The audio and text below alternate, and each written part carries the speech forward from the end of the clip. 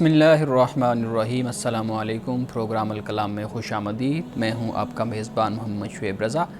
ناظرین کرام، پروگرام کے پہلے حصہ میں ہم قرآن کریم کی کچھ آیات کو سمجھنے کی کوشش کرتے ہیں اور دوسرے حصہ میں اپنے عہد کے نمائندہ سیاسی، سماجی، مذہبی موضوعات پر پیدا ہونے والے سوالات کے جوابات ایک نئے نقطہ نظر سے جاننے کی کوشش کرتے ہیں۔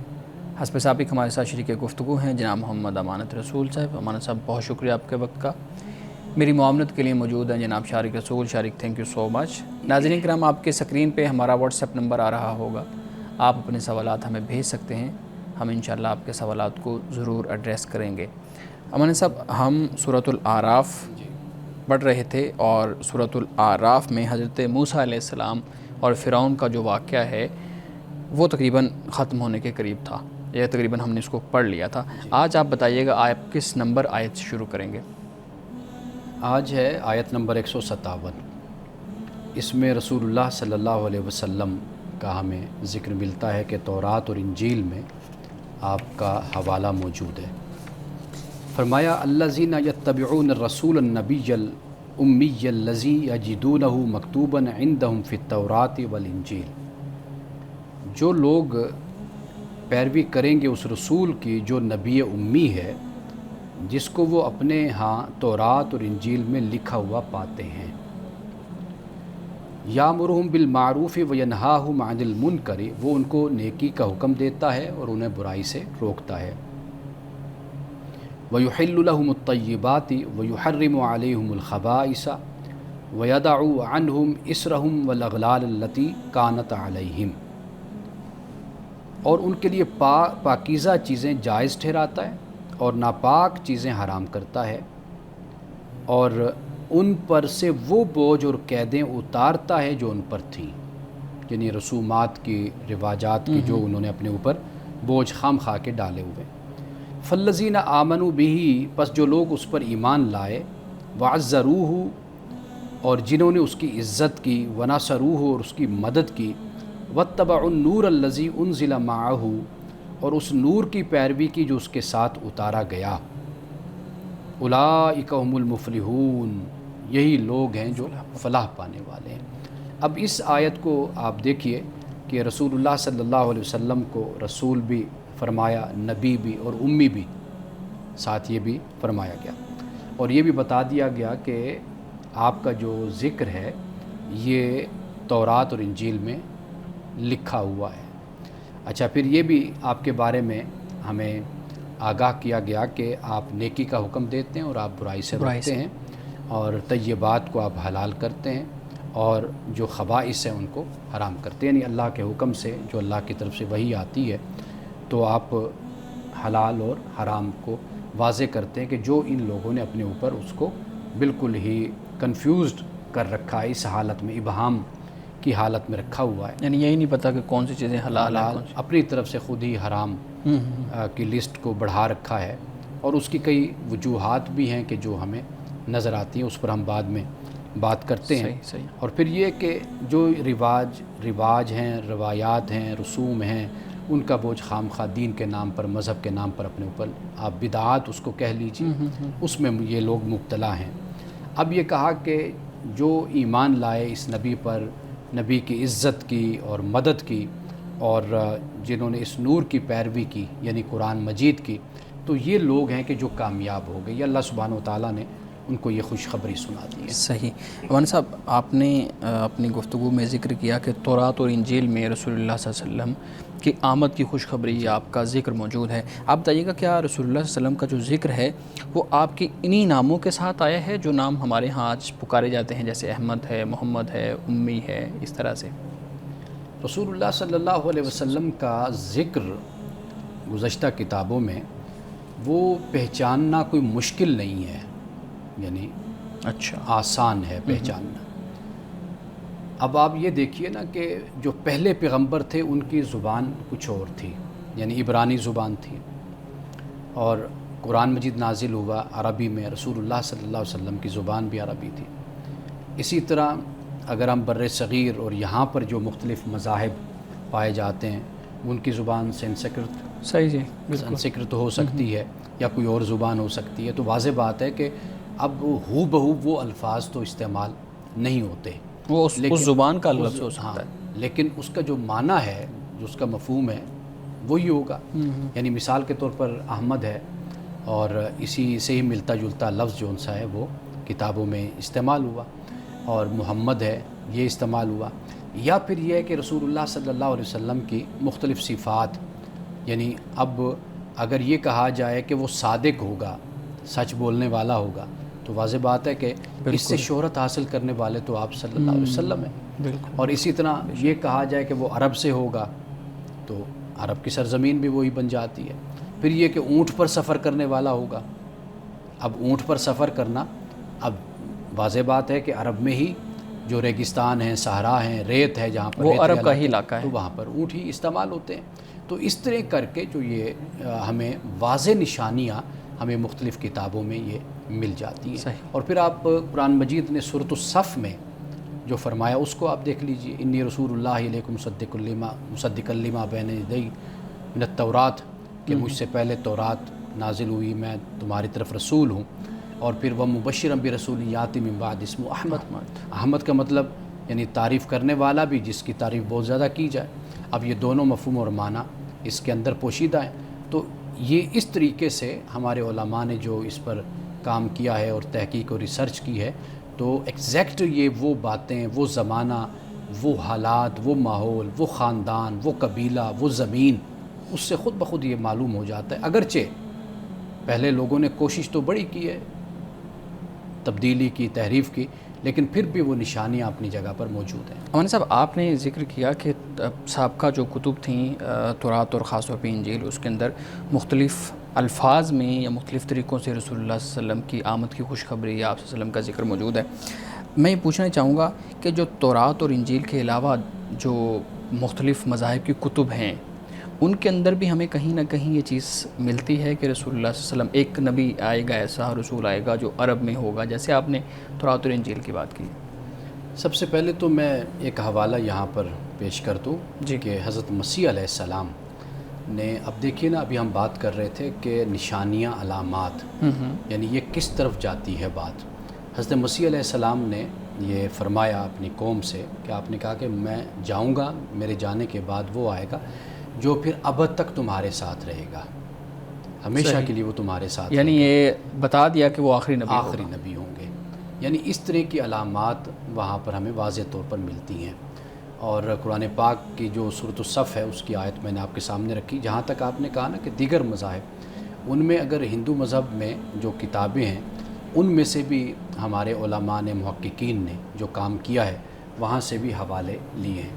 اور آپ حیران ہوں گے کہ ہندو مذہب کی غالباً کتاب ہے، قرآن ہے، تو قرآن، اس میں باقاعدہ محمد لفظ جو ہے وہ موجود ہے، یعنی یہ لفظ وہاں پر نقل ہوا ہے۔ اسی طرح آپ بدھ مت کی کتب اگر کتاب لے لیں، آپ ہندوازم کی لے لیں، آپ اس کے علاوہ پارسی ہیں ان کی کتاب لے لیں، تو وہاں پر ہمیں اس طرح کی علامات اور اس طرح کی نشانیوں کے ساتھ رسول اللہ صلی اللہ علیہ وسلم کا جو ذکر ہے وہ ہمیں ملتا ہے۔ صحیح، یہ بھی کہا اسی حوالے سے میں بات کرنا چاہوں گا کہ آپ صلی اللہ علیہ وسلم کے بارے میں کہا جا رہا تھا کہ ان کی کسی کتاب میں ذکر ہے کہ جو کال کی اوتار ہے وہ آپ صلی اللہ علیہ وسلم ہی ہیں، وہ کوئی اور نہیں ہے جس نے آنا ہے، تو اس کی بھی بات کی جاتی ہے۔ بالکل، یہ بات آپ کی درست ہے کہ وہی بات ہو جاتی ہے کہ الفاظ جو ہیں وہ ہر کسی کے اپنی زبان کے ہو سکتے ہیں، لیکن جو اس کی نشانیاں ہیں، اس کی علامات ہیں، وہ ایگزیکٹ پھر دیکھا جاتا ہے کہ اس سے مراد کون ہے، تو پھر وہاں پر معلوم ہوتا ہے کہ رسول اللہ صلی اللہ علیہ وسلم، یعنی پھر آپ کی فتوحات کا جیسے ذکر ہو گیا، پھر یہ ذکر ہو گیا کہ وہاں سے شرک کو، کفر کو مٹا دے گا، اور آخری وقت تک، آخری زمانے تک پھر وہی قائم ہوگا، وہی موجود ہوگا۔ پھر کہیں پر آپ کے والدین کا ذکر ہو جاتا ہے کہ جیسے والد ہیں وہ پیدائش سے پہلے وفات پا گئے، والدہ ہیں وہ بچپن میں فوت ہو گئی۔ اس طرح کی جو روایات اور حوالے ہیں وہ ہمیں کتابوں میں ملتے ہیں۔ سب سے بڑی بات یہ ہے کہ قرآن پاک نے جس طریقے سے اس کا ذکر کیا، تو قرآن نے کہا یعرفونہ کما یعرفون ابناءہم، کہ یہ اس طرح آپ کو پہچانتے ہیں، آپ کو یا قرآن کو، کہ جیسے ہی اپنے بچوں کو پہچانتے ہیں۔ بچے 20 ہو جائیں، 15 ہو جائیں، 25 ہو جائیں، 100 ہو جائیں، لیکن انسان کو پتہ ہوتا ہے کہ یہ میرا، اور سب سے زیادہ پہچان انہی کی ہوتی ہے، انہی کی ہوتی ہے۔ اور یہ اشارہ اسی بات کی طرف ہے کہ اس کا ذکر ان کے ہاں ہوتا رہتا ہے۔ ایک میں ہمیشہ یہ کہا کرتا ہوں کہ رسول اللہ کی آمد کے متعلق جو بشارتیں جو پیشین گوئی ہیں وہ گویا کہ ایسے تھا کہ جیسے کلچر ہوتا ہے کہ جس سے ہر شخص واقف تھا کہ رسول اللہ نے آنا ہے، آپ کی تشریف آوری ہونی ہے. یہ ہر پیغمبر کو اس بات کی خبر دی گئی، بتایا گیا، اور پھر وہ آنے والوں کو انہوں نے خبر دے دی. تو گویا کہ رسول اللہ کا ذکر اس طرح ان کی گلیوں میں، کوچوں میں، گھروں میں، ان کی عبادت گاہوں میں ہوتا تھا کہ یہ کوئی ایسی چیز نہیں تھی کہ جو ان سے پوشیدہ رہی. قرآن پاک نے وَكَانُوا مِن قَبْلُ يَسْتَفْتِحُونَ عَلَى الَّذِينَ كَفَرُوا کی بات کہی ہے کہ بھی رسول اللہ کی آمد سے پہلے ان کا کہنا یہی تھا کہ آخری نبی آئیں گے تو پھر ان کے ساتھ مل کر، یعنی پیغمبر آئیں گے ان کے ساتھ مل کر ہم تمہارے خلاف جنگ کریں گے. یہ یہود اپنے دشمنوں سے یہ بات کہا کرتے تھے. رسول اللہ کی آمد کے یہ منتظر تھے کہ ان کے آنے سے ہم ان کے ساتھ مل جائیں گے، پھر ہماری طاقت بڑھ جائے گی، سیاسی قوت زیادہ ہو جائے گی، افرادی قوت زیادہ ہوگی، پھر ہم اپنے دشمنوں کو شکست دیں گے. صحیح. ناظرین کرام، یہاں وقت ہوا چاہتا ہے ایک بریک کا، ہمارے ساتھ رہیے.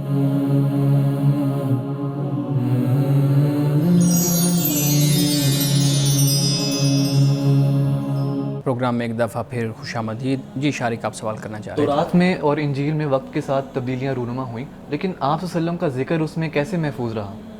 سب سے بڑی بات اللہ کی مرضی اور منشا ہے کہ اس نے اپنے قدرت سے آپ کے ذکر کو محفوظ رکھا.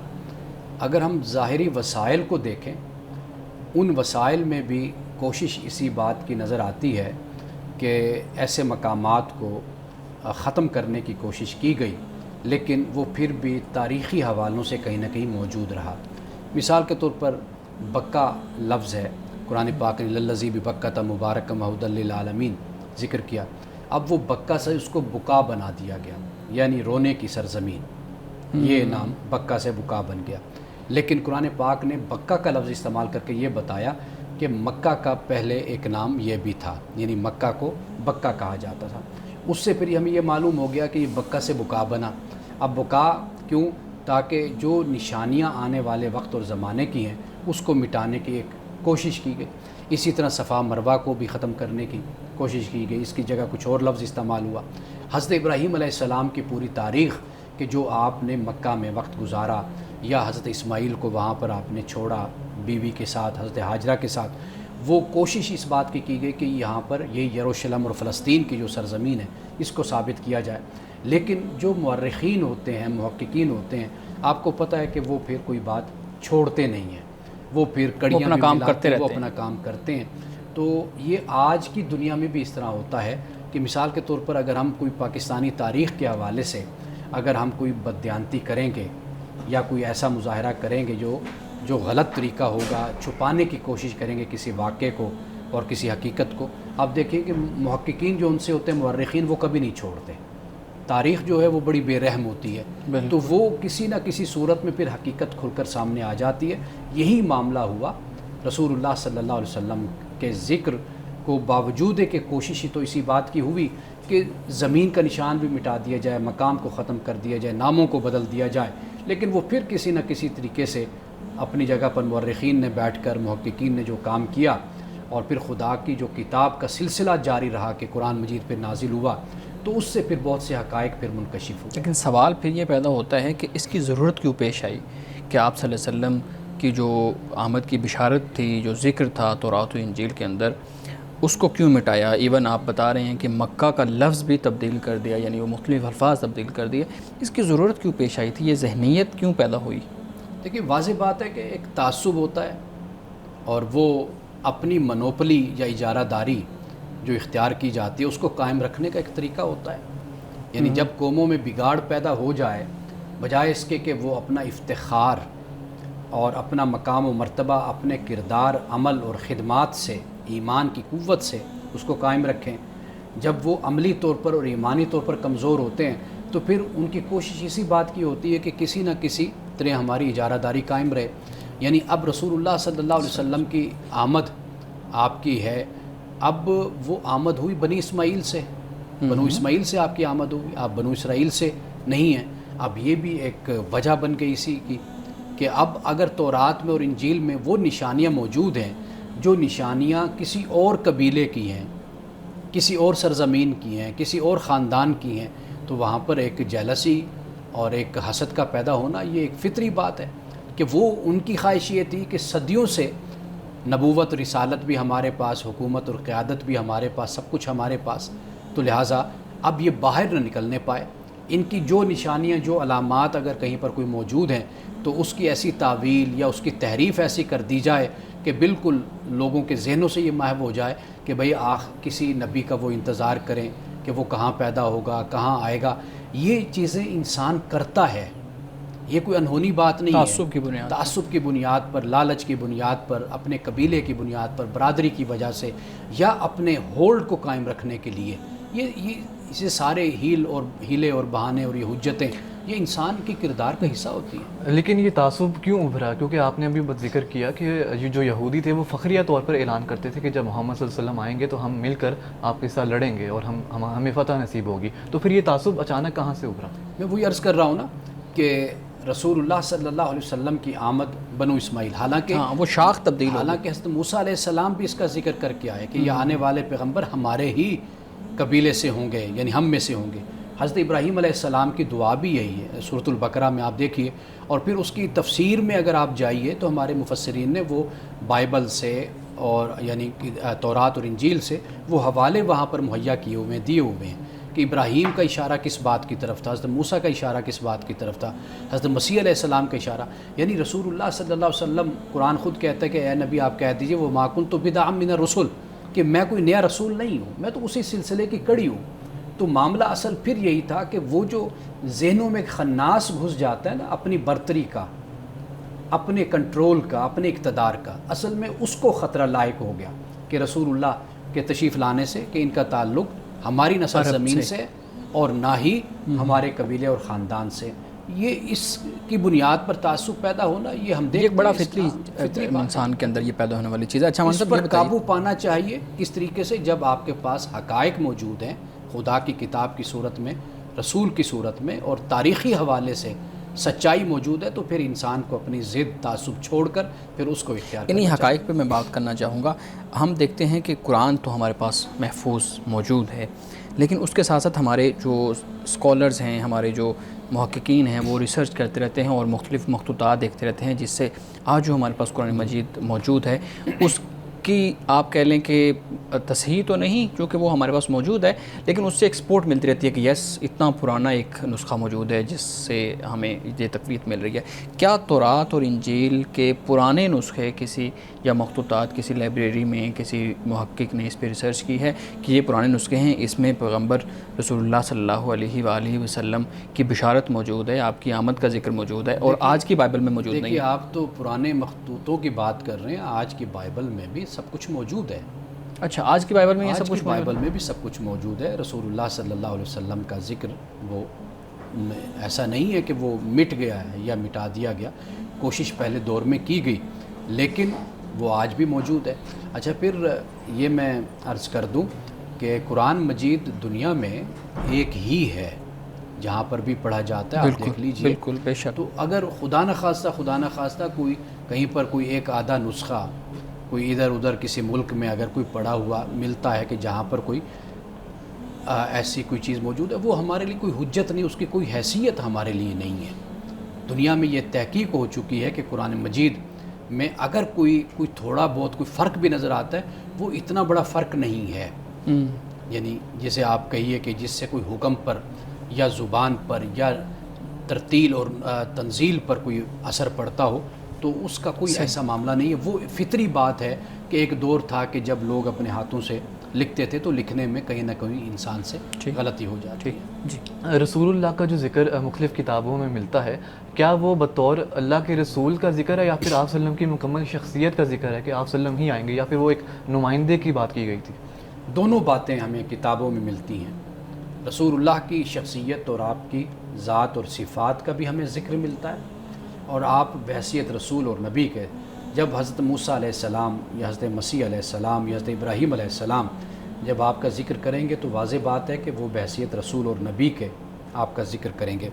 اور جیسے میں نے بیان کیا کہ حضرت مسیح علیہ السلام نے تو اس کی بھی خوشخبری دے دی تھی کہ وہ اللہ کے آخری نبی اور اللہ کے آخری رسول ہوں گے.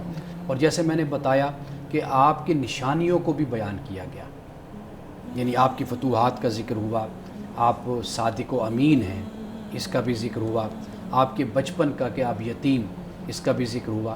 اس طرح کی آپ کی شخصیت کے تمام صفات کو اور خوبیوں کو اکٹھا کیا جائے، وہ ہمیں بائبل میں مختلف مقامات پر، صرف بائبل نہیں باقی دیگر کتب میں بھی، مذاہب کی کتب میں بھی وہ ہمیں نشانیاں ملتی ہیں. صحیح صحیح. ناظرین کرام، گفتگو ابھی جاری ہے، یہاں وقت ہوا چاہتا ہے ایک بریک کا، ہمارے ساتھ رہیے گا.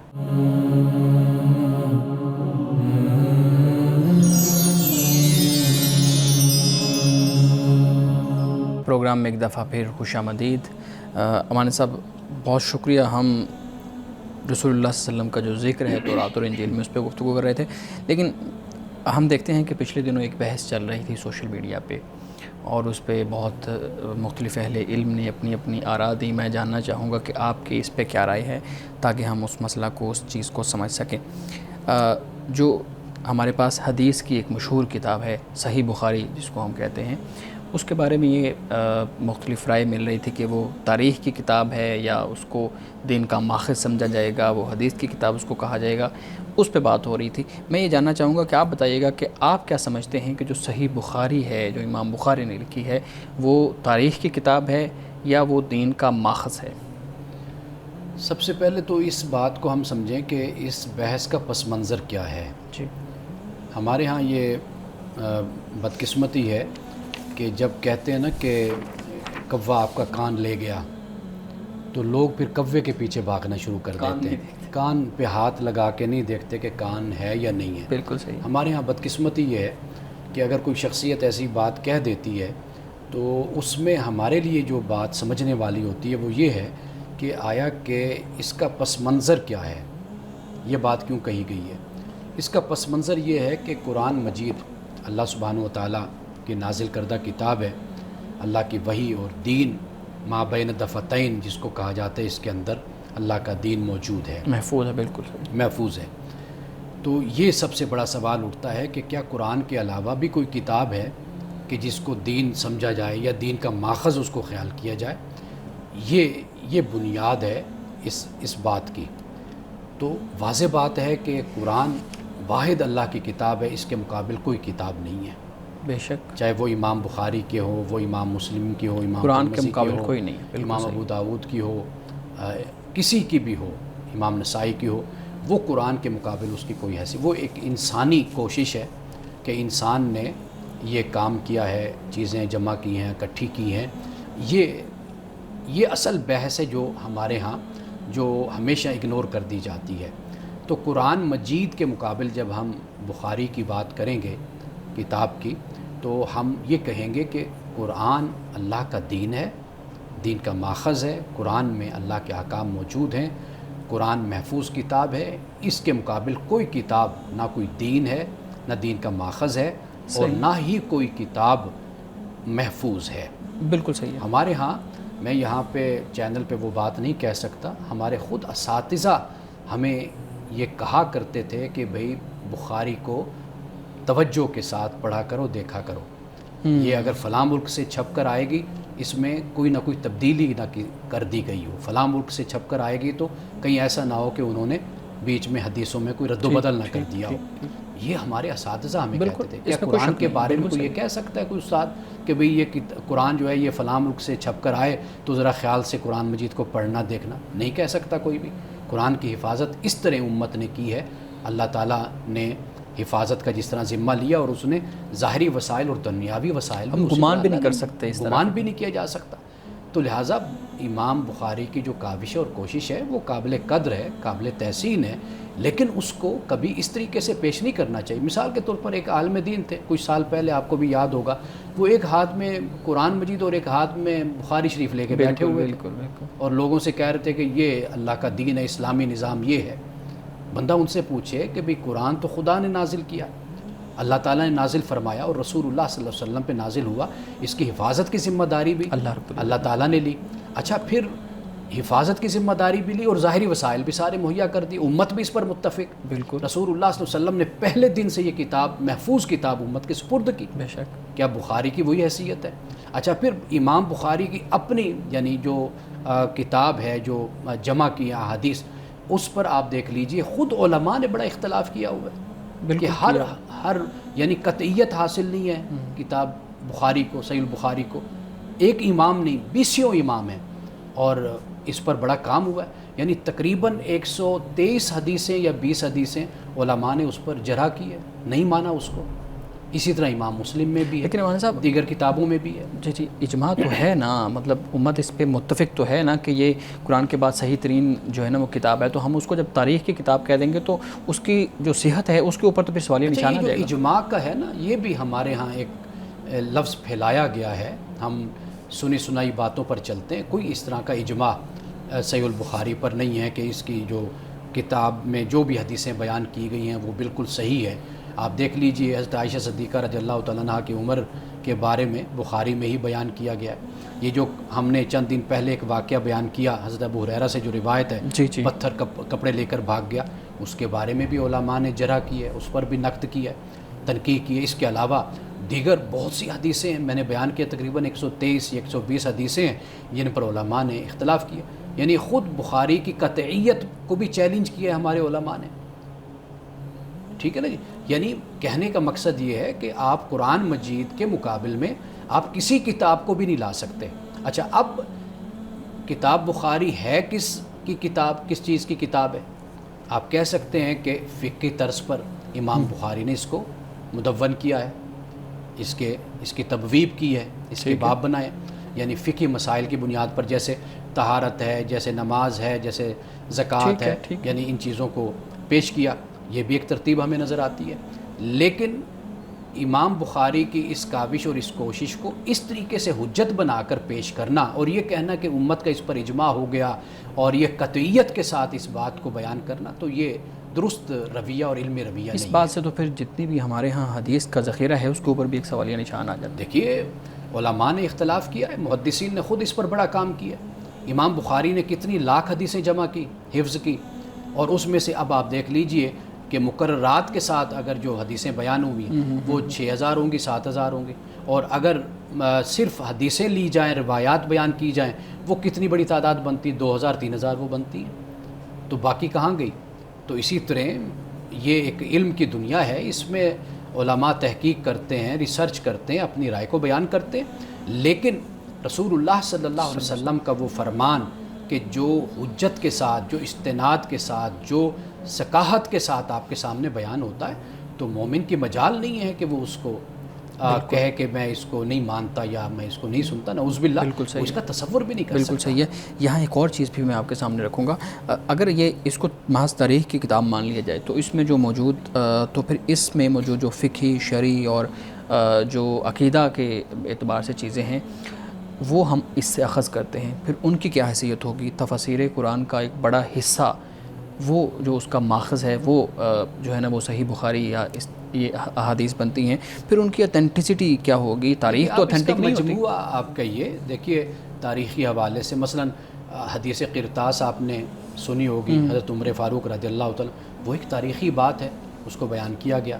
حضرت عائشہ کی عمر جیسے ابھی میں نے کہا، اس کو آپ دیکھ لیجئے، ایک تاریخی بات ہے. لیکن جو فقہی قوانین ہیں ہم اس کو کیسے پھر تاریخ کی بیس پہ اخذ کریں گے؟ اب امام بخاری نے جو عقائد کو بیان کیا وہ ان کے اپنے عقائد اگر آپ دیکھیے انہوں نے اسی طریقے سے اس کو بیان کیا.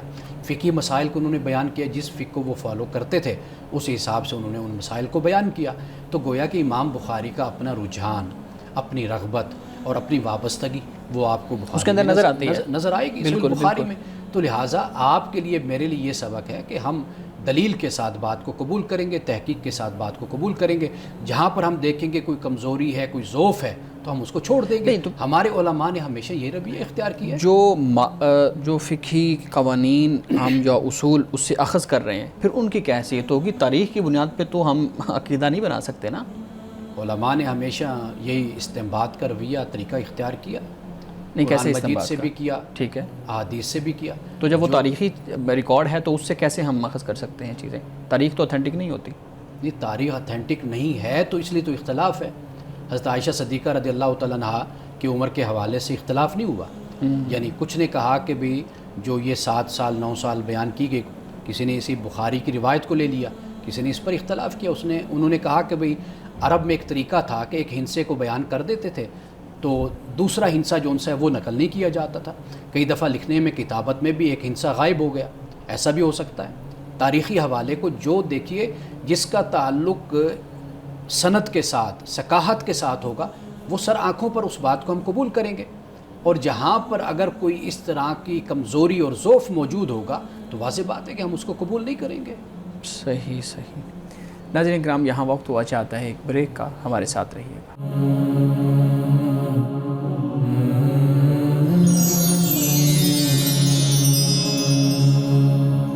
پروگرام میں ایک دفعہ پھر خوش آمدید۔ جی شارق، آپ سوال کرنا چاہ رہے تھے۔ جہاں آپ جو ڈسکشن کر رہے تھے اسی حوالے سے میرا ایک سوال ہے کہ جب مقصد حصول علم ہوتا ہے اور تحقیق کرنا ہوتا ہے تو اس میں یہ نہیں جو ہے بات یہ رائے نہیں اپنائی جاتی کہ یہی درست ہے، لیکن جب تاریخی نقطہ نظر یہ ہے اور فلسفہ بھی یہی کہتا ہے کہ جب سختی اپنائی جاتی ہے کہ آپ نے یہی ماننا ہے تو وہ اس کا مقصد حصول علم نہیں ہوتا، بلکہ اپنی جو دھاک ہے وہ بٹھانی ہوتی ہے۔ خاص طور پر بادشاہ جو ہیں وہ اس طرح کی جو ہتھ کنڈے اپناتے ہیں۔ تو آپ سمجھتے ہیں تاریخی نقطہ نظر سے اگر اس کو دیکھیں جو ہمارے ہاں جو رائے اپنائی جاتی ہے کہ یہی درست ہے، کیا اس کا کوئی طاقت کا عنصر اس سے منسلک ہے، کوئی بادشاہ وغیرہ کوئی حکمران ہو جس نے اس طرح کی رائے اپنانے کی کوشش کی ہو؟ دیکھیے وہ جو طاقت اور قوت ہے وہ حکمران ہمیشہ اختیار کرتے ہیں اپنی بات کو منوانے کے لیے، لیکن علم کی دنیا میں جب ہم بات کرتے ہیں، یعنی مثال کے طور پر جن کے پاس قوت اور اقتدار نہیں ہے، طاقت نہیں ہے اقتدار کی اور سیاست کی، وہ در حقیقت جب جبر کا راستہ اختیار کرتے ہیں تو وہ اپنا جو فرقہ ہوتا ہے، جو اپنا مسلک اور جماعت ہوتی ہے، گروہ ہوتا ہے، وہ اصل میں اس کی جو سوچ ہے وہ تحکمانہ انداز میں اس کو نافذ کرنے کی کوشش کرتے ہیں اور دوسرے کو مجبور بھی کرتے ہیں کہ وہ ہماری ہی رائے کو اختیار کرے۔ جیسے ابھی ہم صحیح البخاری پر ہم بات کر رہے تھے، امام بخاری نے جو احادیث کی کتاب جمع کی کتاب اور اس کا نام صحیح البخاری رکھا، تو جب ہم اس پر بات کر رہے تھے تو علم کی دنیا میں جب ہم جائیں گے، علماء سے ہم رابطہ کریں گے، میرے مطالعہ میں جو گزرا 20 سینکڑوں علماء ائمہ ایسے ہیں، بڑے بڑے نام ہیں کہ جنہوں نے امام بخاری کی ان روایات پر سوال بھی اٹھائے ہیں، اختلاف بھی کیا ہے، نقد بھی کیا ہے اور اس سے مختلف رائے بھی اختیار کی ہے۔ یہ ہمارا عمومی کلچر پہلے یہ رہا ہے، علماء اس طرح اختلاف کرتے رہے، لیکن اب آ کر جب آپ دیکھیے کہ تحقیق کا دروازہ بند ہو گیا، لوگوں نے مطالعہ اور پڑھنا شروع نہیں، سب کچھ چھوڑ دیا، اس کا اب یہ نتیجہ نکلا ہے کہ جو ایک روایت اور ایک طریقہ ہمارے ہاں رائج ہو گیا ایک مسلک میں، ایک فرقے میں، پھر اسی کو لوگ کہتے ہیں اب یہ فالو کریں، یہی حق ہے، یہی سچ ہے، یہ ہمارے ائمہ کی اور یہی ہمارے علماء کی رائے۔ ایسا نہیں ہوتا۔ محقق کا جو کام ہوتا ہے وہ یہی ہوتا ہے کہ وہ تحقیق کر کے ریسرچ کر کے چیز سامنے لاتا ہے، لیکن عمومی رویہ یہی ہوتا ہے چونکہ لوگ تحقیق نہیں کرتے۔ تو ہمارے ہاں تحقیق کا دروازہ کیوں بند ہوا؟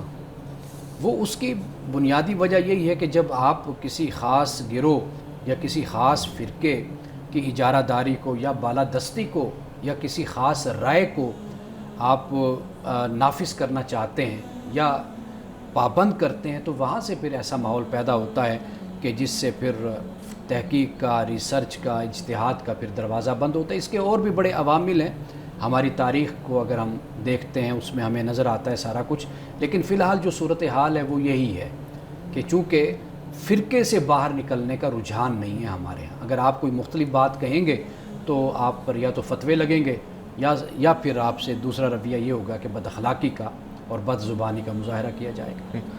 جی جی پلیز۔ ہم اکثر تاریخ کو اگر تاریخی نقطہ نظر سے دیکھیں تو مختلف جو بادشاہ ہیں، چاہے وہ چائنیز امپائر ہو یا پھر وسطی یورپ ہو، وہاں پر جتنے بھی بادشاہ آئے، حکمران آئے، انہوں نے ڈیوائن اتھارٹی کا استعمال کیا۔ انہوں نے کہا کہ ہم خدا کے نمائندے ہیں، وہ جو قوانین ہیں یہ خدا کے قوانین ہیں، ہمارے نہیں۔ اس کے ذریعے جبکہ وہ خدا کے قوانین نہیں تھے، ان کے اپنے قوانین تھے جن کے ذریعے انہوں نے رول اسٹیبلش کیا اپنے اور اپنی مناعات حاصل کی۔ تو جب شرعی قوانین کی بات کی جاتی ہے، ہم کیسے یہ تسلیم کریں کہ الہامی قوانین ہے، خدا نے ان کو نازل کیا ہے اور یہ کسی بادشاہ نے استعمال نہیں کیا؟ کیونکہ شرعی قوانین ہمیں تب نظر آتے ہیں جب ایک امپائر اسٹیبلش ہو چکی ہوتی ہے۔ اس معاشرے میں کیوں نہیں شرعی قوانین نظر آتے جہاں پر جو لوگ ہیں وہ بھوک مفلسی کا شکار ہیں، جہاں سروائیول کے درپے ہیں؟ دیکھیے، اسلام نے تو خدا اور بندے کے درمیان میں سے سب کو نکال دیا ہے۔ کوئی بادشاہ نہیں ہے، کوئی سلطان نہیں ہے، کوئی بیچ میں پریسٹ نہیں ہے، کوئی ملا نہیں ہے، کوئی مولوی نہیں ہے، کوئی بھی نہیں ہے۔ اسلام نے تو کسی کو بھی درمیان میں نہیں رکھا سوائے رسول کے، جو وہ کتاب دے کر جاتا ہے، وہ خدا کا نمائندہ ہوتا ہے، وہ احکام دے کر چلا جاتا ہے۔ اس کے بعد کوئی یہ نہیں کہہ سکتا کہ جو میں کہہ رہا ہوں تم اس کو فالو کرو، اس کو مانو۔ کیونکہ اب میں خدا کا نمائندہ ہوں، میں خدا کی طرف سے آیا ہوں، اور جو میری تشریح ہے، میری انٹرپریٹیشن ہے، اس کو تم تسلیم کرو۔ یہی اصل میں انٹرپریٹیشن وہی ہے جو خدا نے نازل کی ہے یا خدا چاہتا ہے۔ اب اس کا دعویٰ کوئی نہیں کر سکتا، تو لہٰذا یہ سارے تصورات، یہ سارے نظریات خود مر جاتے ہیں۔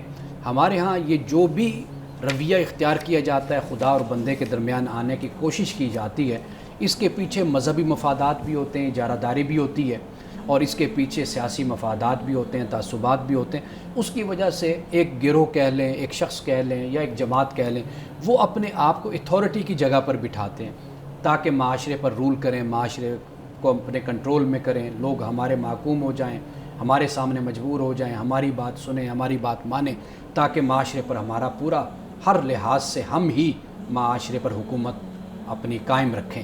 یہ اصل وجہ ہوتی ہے۔ باقی جب ہم دین اور مذہب کو پڑھتے ہیں تو وہاں پر ہمیں ایسی کوئی بات نظر نہیں آتی۔ خدا اور بندہ، اس کے درمیان کسی کو کوئی حق نہیں پہنچتا کہ وہ خدا کا نمائندہ بن کر اور خدا کی طرف سے کہے کہ میں اب آیا ہوں، میں جو لکھوں گا، جو کہوں گا، میری تفسیر، میرا ترجمہ، میری تشریح اب تم پر ماننا لازم ہے، یہ کہیں پر بھی نہیں ہے۔ مولانا صاحب آج کے حدیث مبارکہ بیان کیجیے گا۔ آج کی حدیث مسند امام احمد بن حنبل سے ہے۔ فرمایا کہ وہ ہم میں سے نہیں جو ہمارے بڑوں کی عزت نہ کرے، چھوٹوں پر رحم نہ کرے اور ہمارے عالم کا حق نہ پہچانے۔ تین باتیں یہاں پر آپ علیہ الصلوۃ والتسلیم نے فرمائی کہ بڑوں کی عزت جو کرے گا وہ ہم میں سے ہوگا، یعنی ہماری شریعت اور ہماری سنت پر عمل کرنے والا، انبیاء کی سنت پر عمل کرنے والا ہوگا۔ چھوٹوں پر جو رحم کرے گا وہ بھی ہماری سنت پر ہوگا، اور عالم کا حق پہچاننا۔ عالم کا حق یہی ہوتا ہے کہ عالم کی بات کو سنا جائے، جو بات اس کی صحیح ہے، حق ہے، اور چونکہ وہ عالم ہے، اس کا تعلق دین کے ساتھ ہے، قرآن کے ساتھ ہے، اور اس نے اپنی زندگی لگا کر اللہ کے دین کو سمجھا ہے، تو اس کی بات پر کان دھرا جائے۔ ناظرین کرام، اس دعا کے ساتھ اپنے پروگرام کا اختتام کریں گے۔ اللہ رب العزت حسن کلام اور تاثیر کلام عطا فرمائے، ہماری زبان کی گروں کو کھول دے اور سننے والوں تک خیر کا پیغام پہنچے۔ اجازت دیجیے، خدا حافظ۔